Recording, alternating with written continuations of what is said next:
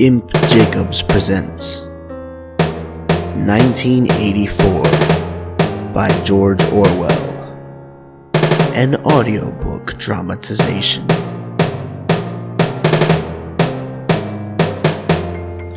Starring Imp Jacobs as Winston Smith,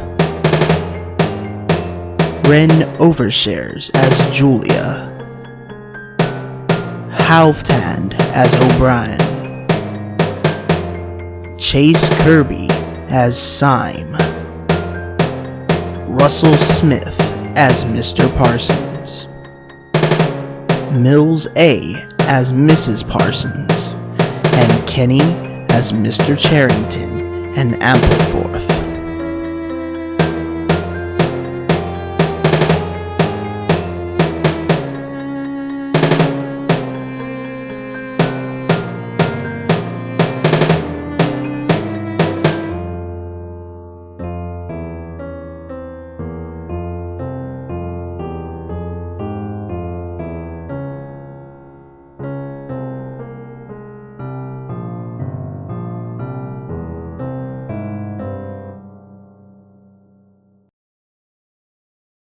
Part 1.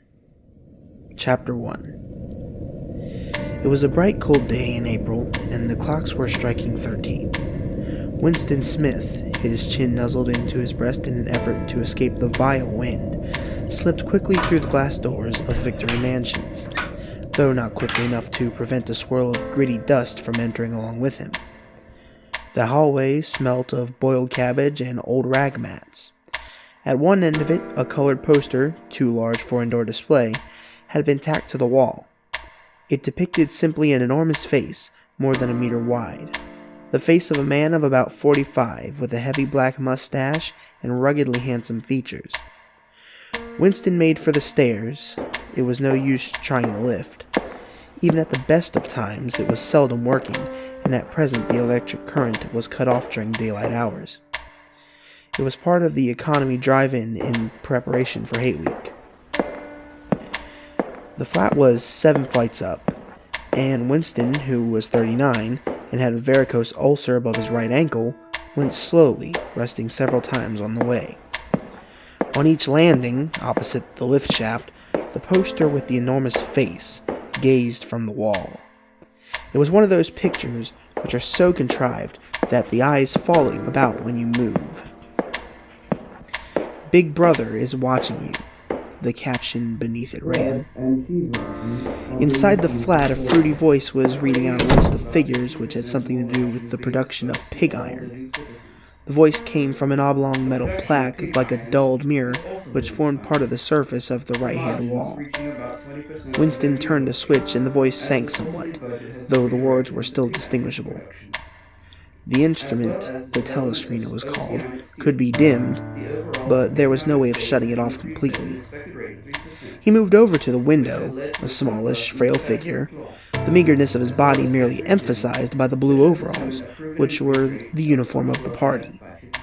His hair was very fair, his face naturally sanguine, his skin roughened by coarse soap and blunt razor blades and the cold of the winter that had just ended. Outside, even through the shut window pane, the world looked cold. Down in the street, little eddies of wind were whirling dust and torn paper into spirals, and though the sun was shining in the sky a harsh blue, there seemed to be no color in anything except the posters that were plastered everywhere. The black mustachioed face gazed down from every commanding corner. There was one on the house front immediately opposite. "Big Brother is watching you," the caption said, while the dark eyes looked deep into Winston's own. Down at the street level, another poster, torn at one corner, flapped fitfully in the wind, alternately covering and uncovering the single word, "Insoak." In the far distance, a helicopter skimmed down between the roofs, hovered for an instant like a blue bottle, and darted away again with a curving flight. It was the police patrol, snooping into people's windows. The patrols did not matter, however. Only the thought police mattered. Behind Winston's back, the voice from the telescreen was still babbling away about pig iron and the overfulfillment of the 9th three-year plan. The telescreen received and transmitted simultaneously. Any sound that Winston made above the level of a very low whisper would be picked up by it. Moreover, so long as he remained within the field of vision which the metal plaque commanded, he could be seen as well as heard. There was of course no way of knowing whether you were being watched at any given moment. How often or on what system the thought police plugged in on any individual wire was guesswork. It was even conceivable that they watched everybody all the time. But at any rate, they could plug in your wire whenever they wanted to. You had to live, did live, from habit that became instinct, in the assumption that every sound you made was overheard, and, except in darkness, every movement scrutinized. Winston kept his back turned to the telescreen. It was safer, though, as he well knew, even a bat can be revealing. A kilometer away, the Ministry of Truth, his place of work, towered vast and white above the grimy landscape. This, he thought, was a sort of vague distaste. This was London, chief city of Airstrip 1, itself the third most populous of the provinces of Oceania. He tried to squeeze out some childhood memory that should tell him whether London had always been quite like this. Were there always these vistas of rotting 19th century houses, their sides shored up with balks of timber, their windows patched with cardboard and their roofs with corrugated iron, their crazy garden walls sagging in all directions?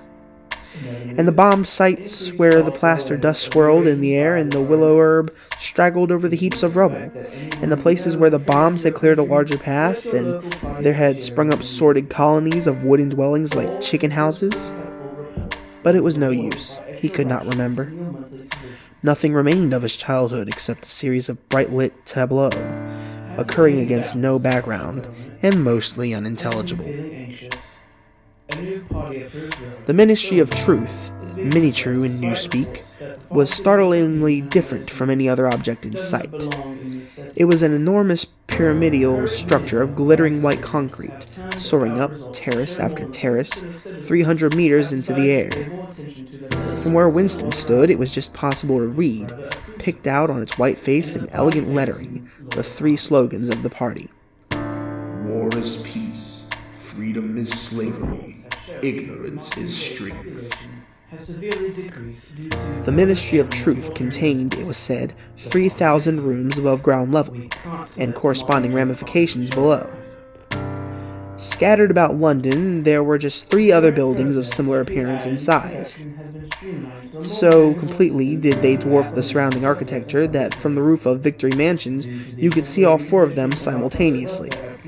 They were the homes of the 4 ministries between which the entire apparatus of the government was divided. The Ministry of Truth, which concerned itself with news, entertainment, education, and the fine arts. The Ministry of Peace, which concerned itself with war. The Ministry of Love, which maintained law and order. And the Ministry of Plenty, which was responsible for economic affairs. Their names in Newspeak: Minitrue, Minipax, Minilove, and Miniplenty. The Ministry of Love was the really frightening one. There were no windows in it at all. Winston had never been inside the Ministry of Love, nor within half a kilometer of it. It was a place impossible to enter, except on official business, and then only by penetrating through a maze of barbed wire, entanglements, steel doors, and hidden machine gun nests. Even the streets leading up to its outer barriers were roamed by gorilla-faced guards in black uniforms, armed with jointed truncheons. Winston turned round abruptly. He had set his features into the expression of quiet optimism, which it was advisable to wear when facing the telescreen. He crossed the room into the tiny kitchen. By leaving the ministry at this time of day, he had sacrificed his lunch in the canteen, and he was aware that there was no food in the kitchen except a hunk of dark-colored bread, which had got to be saved for tomorrow's breakfast. He took down from the shelf a bottle of colorless liquid with a plain white label marked Victory Gin. It gave off a sickly, oily smell, as of Chinese rice spirit. Winston poured out nearly a teacupful, nerved himself for a shock, and gulped it down, like a dose of medicine. Instantly, his face turned scarlet, and the water ran out of his eyes. The stuff was like nitric acid, and moreover, in swallowing it, one had the sensation of being hit on the back of the head with a rubber club. The next moment, however, the burning in his belly died down, and the world began to look more cheerful. He took a cigarette from a crumpled packet marked Victory Cigarettes, and incautiously held it upright, whereupon the tobacco fell out on the floor. With the next, he was more successful. He went back to the living room and sat down at a small table that stood left of the telescreen. From the table drawer, he took out the pen holder, a bottle of ink, and a thick quarto-sized blank book with a red back and a marble cover. For some reason, the telescreen in the living room was in an unusual position. Instead of being placed, as was normal, in the end wall, where it could command the whole room, it was in the longer wall, opposite the window. To one side of it there was a shallow alcove in which Winston was now sitting, and which, when the flats were built, had probably been intended to hold bookshelves. By sitting in the alcove and keeping well back, Winston was able to remain outside the range of the telescreen, so far as sight went. He could be heard, of course, but so long as he stayed in the present position, he could not be seen. It was partly the unusual geography of the room that had suggested to him the thing that he was now about to do. But it had also been suggested by the book that he had just taken out of the drawer. It was a peculiarly beautiful book. Its smooth, creamy paper, a little yellowed by age, was of a kind that had not been manufactured for at least 40 years past. He could guess, however, that the book was much older than that. He had seen it lying in the window of a frowsy little junk shop in a slummy quarter of the town, just what quarter he did not now remember, and had been stricken immediately by an overwhelming desire to possess it. Party members were supposed not to go into ordinary shops, dealing on the free market it was called, but the rule was not strictly kept because there were various things, such as shoelaces and razor blades, which it was impossible to get hold of in any other way. He had given a quick glance up and down the street and then had slipped inside and bought the book for $2.50. At the time, he was not conscious of wanting it for any particular purpose. He had carried it guiltily home in his briefcase. Even with nothing written in it, it was a compromising possession. The thing that he was about to do was to open a diary. This was not illegal. Nothing was illegal since there were no longer any laws. But if detected, it was reasonably certain that it would be punished by death, or at least by 25 years in a forced labor camp. Winston fitted a nib into the pen holder and sucked it to get the grease off. The pen was an archaic instrument, seldom used even for signatures, and he had procured one furtively and with some difficulty, simply because of a feeling that the beautiful creamy paper deserved to be written on with a real nib instead of being scratched with an ink pencil. Actually, he was not used to writing by hand. Apart from very short notes, it was usual to dictate everything into the speakwrite, which was of course impossible for his present purpose. He dipped the pen into the ink and then faltered for just a second. A tremor had gone through his bowels. To mark the paper was the decisive act. In small, clumsy letters, he wrote, April 4th, 1984. He sat back. A sense of complete helplessness had descended upon him. To begin with, he did not know with any certainty that this was 1984. It must be around that date, since he was fairly sure that his age was 39, and he believed that he had been born in 1944 or 1945.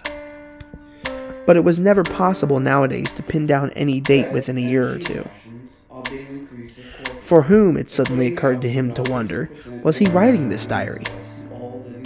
For the future. For the unborn.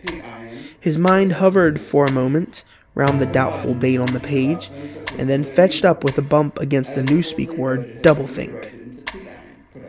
For the first time, the magnitude of what he had undertaken came home to him.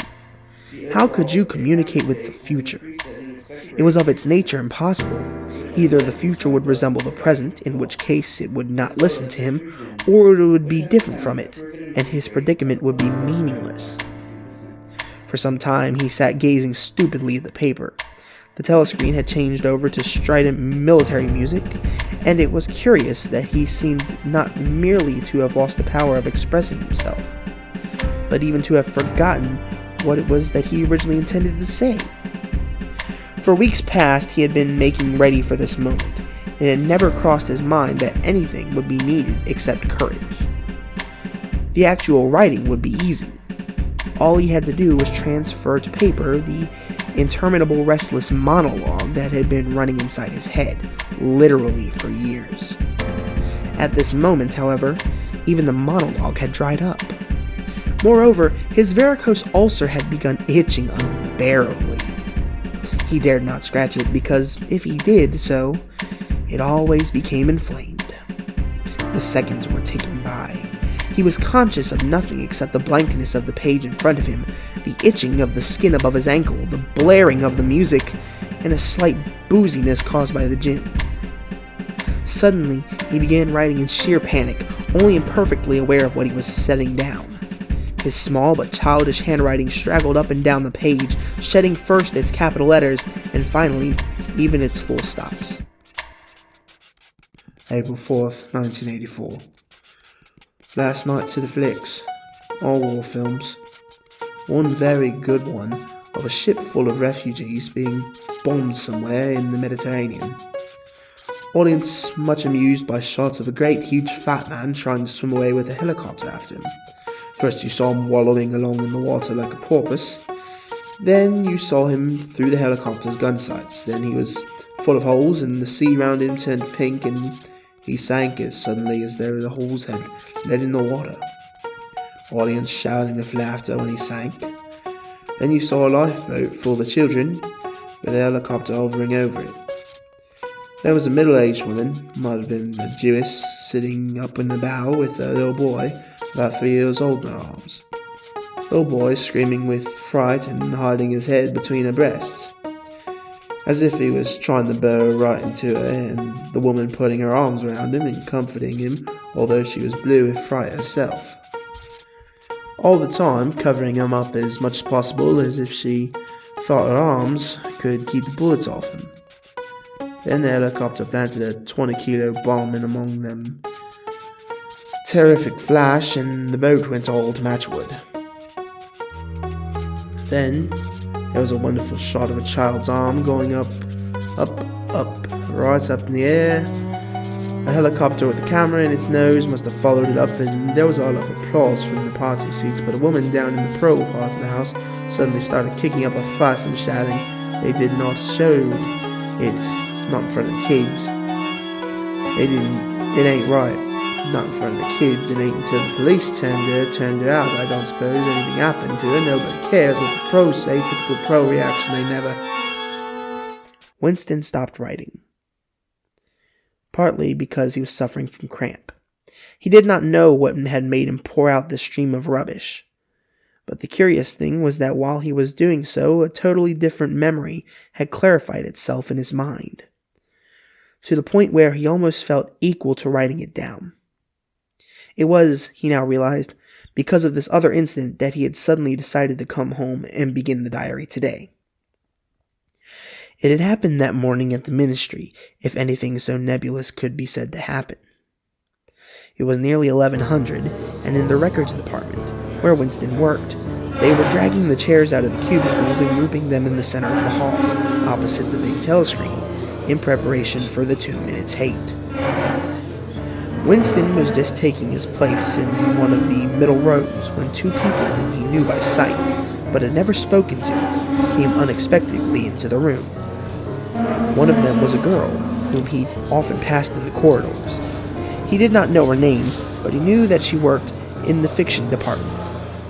Presumably, since he had sometimes seen her with oily hands and carrying a spanner, she had some mechanical job on one of the novel-writing machines. She was a bold-looking girl of about 27, with thick dark hair, a freckled face, and swift, athletic movements. A narrow scarlet sash, emblem of the Junior Anti-Sex League, was wound several times around the waist of her overalls, just tightly enough to bring out the shapeliness of her hips. Winston had disliked her from the very moment of seeing her. He knew the reason. It was because of the atmosphere of hockey fields and cold baths and community hikes and general clean-mindedness which she managed to carry about with her. He disliked nearly all women, and especially the young and pretty ones. It was always the women, and above all the young ones, who were the most bigoted adherents of the party, the swallowers of slogans, the amateur spies, and nosers out of unorthodoxy. But this particular girl gave him the impression of being more dangerous than most. Once when they passed in the corridor, she had given him a quick sidelong glance which seemed to pierce right into him, and for a moment had filled him with black terror. The idea had even crossed his mind that she might be an agent of the thought police. That, it was true, was very unlikely. Still, he continued to feel a peculiar uneasiness, which had fear mixed up in it, as well as hostility, whenever she was anywhere near him. The other person was a man named O'Brien, a member of the inner party and holder of some post so important and remote that Winston had only a dim idea of its nature.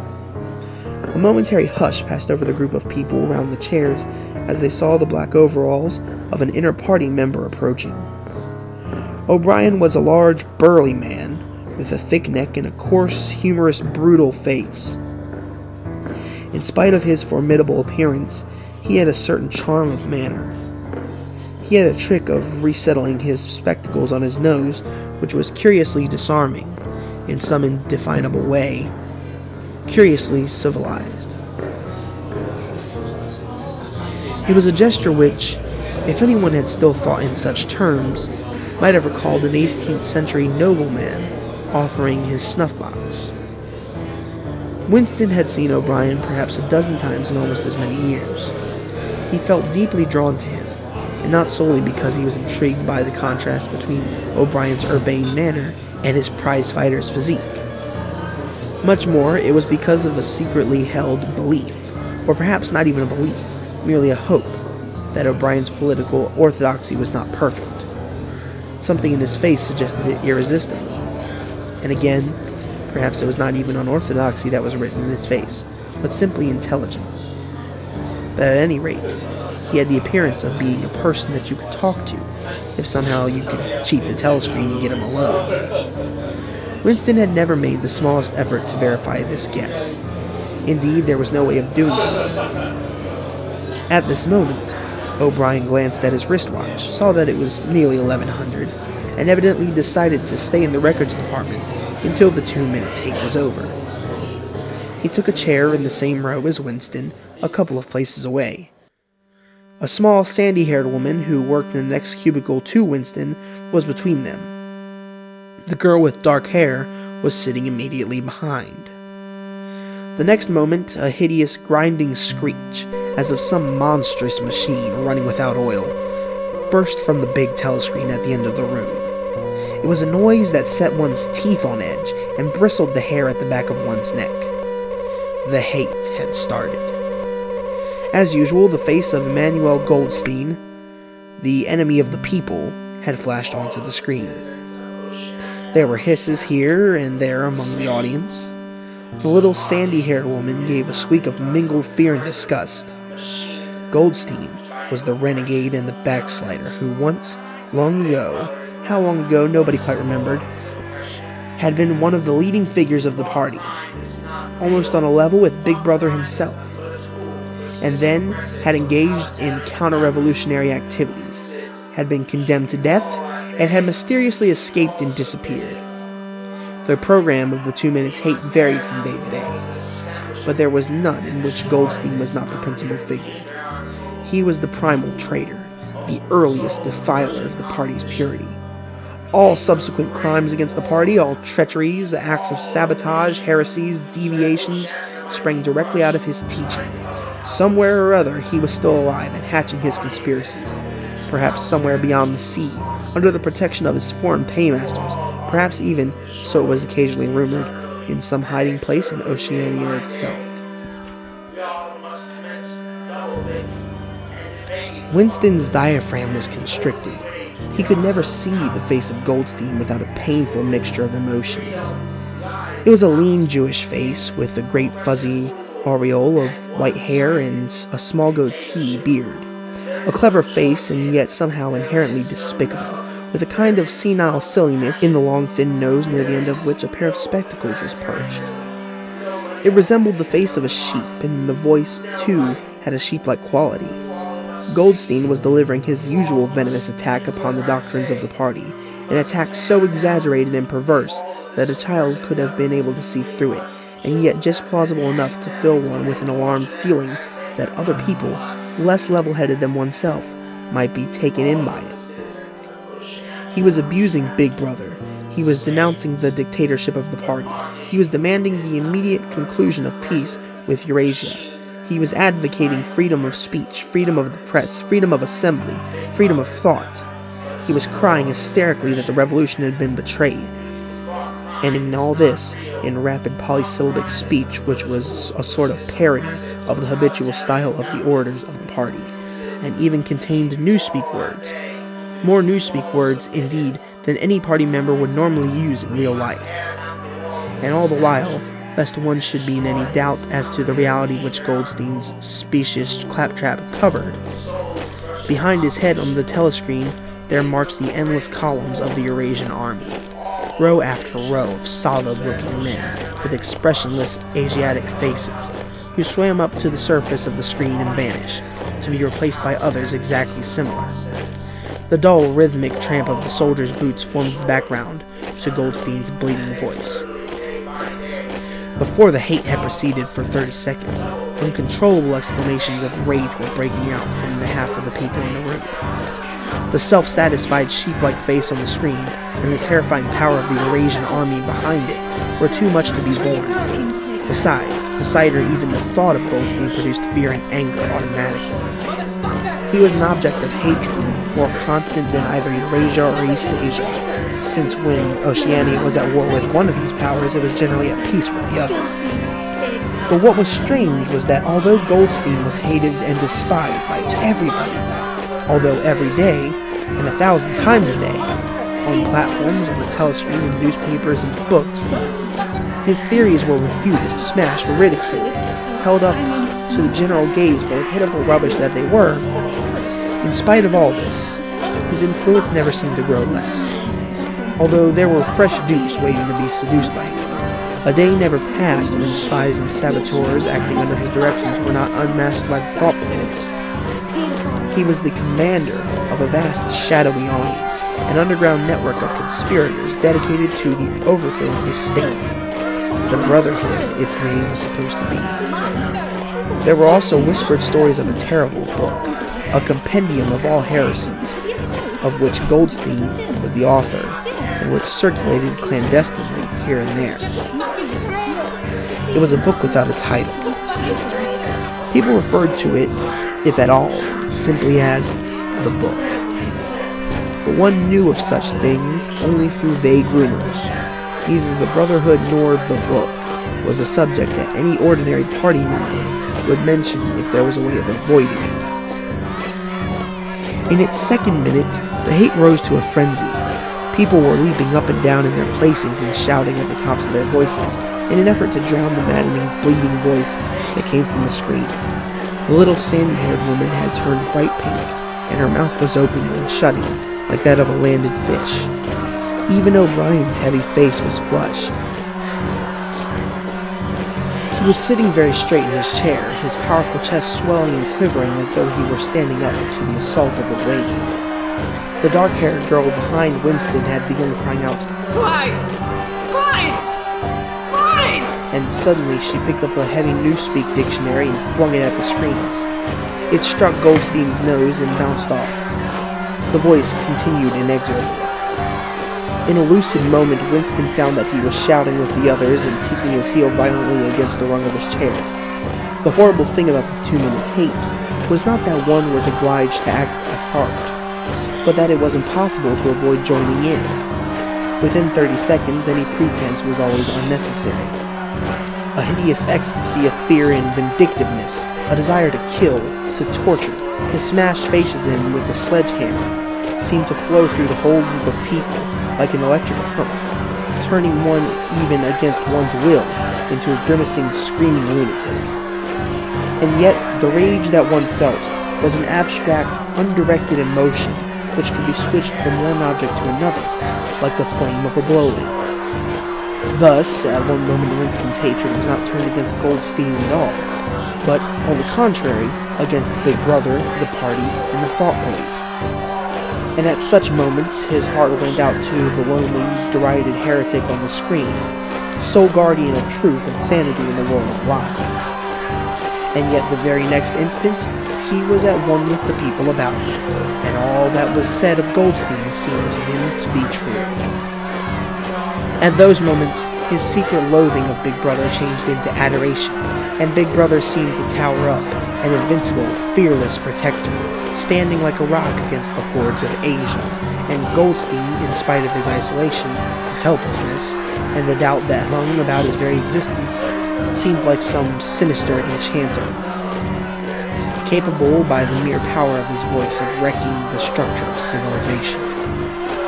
It was even possible, at moments, to switch one's hatred this way or that by a voluntary act. Suddenly, by the sort of violent effort with which one wrenches one's head away from the pillow in a nightmare, Winston succeeded in transferring his hatred from the face on the screen to the dark-haired girl behind him. Vivid, beautiful hallucinations flashed through his mind. He would flog her to death with a rubber truncheon. He would tie her naked to a stake and shoot her full of arrows like Saint Sebastian. He would ravish her and cut her throat at the moment of climax. Better than before, moreover, he realized why it was that he hated her. He hated her because she was young and pretty and sexless, because he wanted to go to bed with her and would never do so, because round her sweet, supple waist, which seemed to ask you to encircle it with your arm, there was only the odious scarlet sash, aggressive symbol of chastity. The hate rose to its climax. The voice of Goldstein had become an actual sheep's bleat, and for an instant the face changed into that of a sheep. Then the sheep face melted into the figure of a Eurasian soldier, who seemed to be advancing, huge and terrible, his submachine gun roaring and seeming to spring out of the surface of the screen, so that some of the people in the front row actually flinched backwards in their seats. But in the same moment, drawing a deep sigh of relief from everybody, the hostile figure melted into the face of Big Brother, black-haired, black-mustachioed, full of power and mysterious calm, and so vast that it almost filled up the screen. Nobody heard what Big Brother was saying. It was merely a few words of encouragement, the sort of words that are uttered in the din of a battle. Not distinguishable individually, but restoring confidence by the fact of being spoken. Then the face of Big Brother faded away again, and instead the three slogans of the party stood out in bold capitals. War is peace, freedom is slavery, ignorance is strength. But the face of Big Brother seemed to persist for several seconds on the screen, as though the impact that it had made on everyone's eyeballs were too vivid to wear off immediately. The little sandy-haired woman had flung herself forward over the back of the chair in front of her. With a tremulous murmur that sounded like, "My savior!" she extended her arms towards the screen. Then she buried her face in her hands. It was apparent that she was uttering a prayer.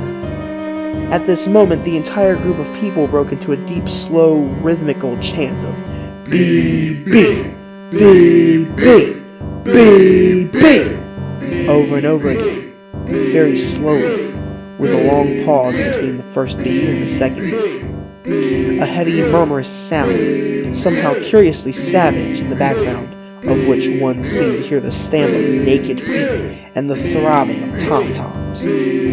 For perhaps as much as 30 seconds they kept it up. It was a refrain that was often heard in moments of overwhelming emotion. Partly, it was the sort of hymn to the wisdom and majesty of Big Brother, but still more, it was an act of self-hypnosis, a deliberate drowning of consciousness by means of rhythmic noise. Winston's entrails seemed to grow cold. In the 2 minutes' hate, he could not help sharing in the general delirium, but this subhuman chanting of "Be big, be big," always filled him with horror. Of course, he chanted with the rest. It was impossible to do otherwise. To dissemble your feelings, to control your face, to do what everyone else was doing, was an instinctive reaction. But there was a space of a couple of seconds, during which the expression in his eyes might conceivably have betrayed him, and it was exactly at this moment that the significant thing happened, if indeed it did happen. Momentarily he caught O'Brien's eye. O'Brien had stood up. He had taken off his spectacles and was in the act of resettling them on his nose with his characteristic gesture. But there was a fraction of a second when their eyes met, and for as long as it took to happen, Winston knew, yes, he knew, that O'Brien was thinking the same thing as himself. An unmistakable message had passed. It was as though their two minds had opened, and the thoughts were flowing from one into the other through their eyes. I am with you, O'Brien seemed to be saying to him. I know precisely what you're feeling. I know all about your contempt, your hatred, your disgust. But don't worry, I am on your side. And then the flash of intelligence was gone, and O'Brien's face was as inscrutable as everybody else's. That was all, and he was already uncertain whether it had happened. Such incidents never had any sequel. All that they did was to keep alive in him the belief, or hope, that others besides himself were the enemies of the party. Perhaps the rumors of vast underground conspiracies were true after all. Perhaps the Brotherhood really existed. It was impossible, in spite of the endless arrests and confessions and executions, to be sure that the Brotherhood was not simply a myth. Some days he believed in it, some days not. There was no evidence, only fleeting glimpses that might mean anything or nothing. Snatches of overheard conversation, faint scribbles on lavatory walls. Once, even when two strangers met, a small movement of the hands which had looked as though it might be a signal of recognition. It was all guesswork. Very likely he had imagined everything. He had gone back to his cubicle without looking at O'Brien again. The idea of following up in their momentary contact hardly crossed his mind. It would have been inconceivably dangerous even if he had known how to set about doing it. For a second, 2 seconds, they had exchanged an equivocal glance, and that was the end of the story. But even that was a memorable event, even in the locked loneliness in which one had to live. Winston roused himself and sat up straighter. He let out a belch. The gin was rising from his stomach. His eyes refocused on the page. He discovered that while he sat helplessly, musing, he had also been writing, as though by automatic action. And it was no longer the same cramped, awkward handwriting as before. His pen had slid voluptuously over the smooth paper, printing in large, neat capitals. Down with Big Brother! Down with Big Brother! Down with Big Brother! Down with Big Brother! Down with Big Brother! Over and over again, filling half a page. He could not help feeling a twinge of panic. It was absurd, since the writing of those particular words was not more dangerous than the initial act of opening the diary, but for a moment he was tempted to tear out the spoiled pages and abandon the enterprise altogether. But he did not do so, however, because he knew that it was useless. Whether he wrote down with Big Brother, or whether he refrained from writing it, made no difference. Whether he went on with the diary, or whether he did not go on with it, made no difference. The thought police would get him just the same.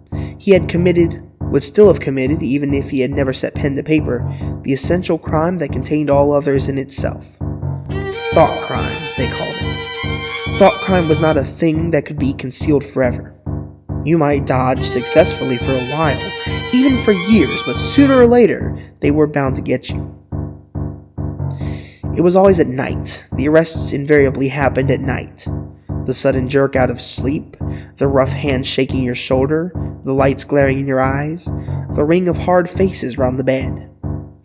In the vast majority of cases, there was no trial, no report of the arrest. People simply disappeared, always during the night. Your name was removed from the registers. Every record of everything you had ever done was wiped out. Your one-time existence was denied and then forgotten. You were abolished, annihilated, vaporized was the usual word.